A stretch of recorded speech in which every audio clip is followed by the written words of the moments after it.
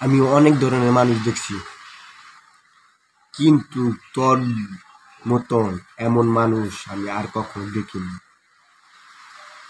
আমাদের এই যুব সমাজটারে নষ্ট করলি তুই, আমাদের এই প্ল্যাটফর্মে নষ্ট করলি তুই। তুই একটা পিচ্চি পোলাবাই তৈয়া বস্তির থাকতি।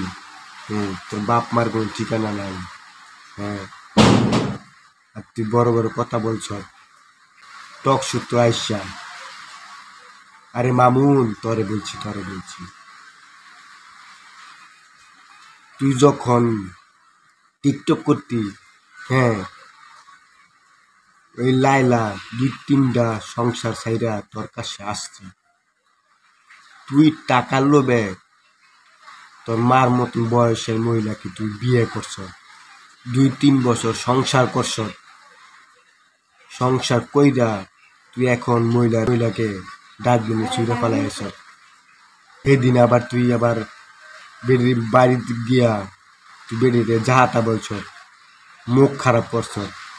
হ্যাঁ, তোর তো জনগণ দিয়ে মাইর দেওয়া দরকার, কিন্তু আমাদের জনগণ তো হাত ছুরি কইরা আছে।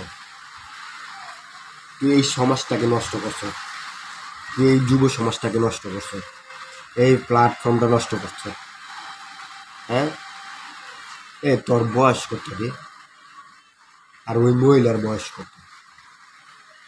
ওই মহিলা তোর ভালোবাসা সংসারটা জুড়ে করছে, আর তুই মামুন ওই মহিলার সাথে খারাপ আচরণ কেমনে করলি? তুই বড় একটা আলিশান বাড়ি দিছ, তোর টেকায়, তোর যোগ্যতায়। হালা হিজলা মামু, শালা হিজলা মামু। এখনো সময় আছে, তোর মার কাছে ফিরা যা, তোর লাইলার কাছে ফিরা যা, তা বুঝছস? নয়তো তোর অবস্থা ওই যে স্বৈরাচার শেখ হাসিনা এই অবস্থা হবে। মাইন্ডেড।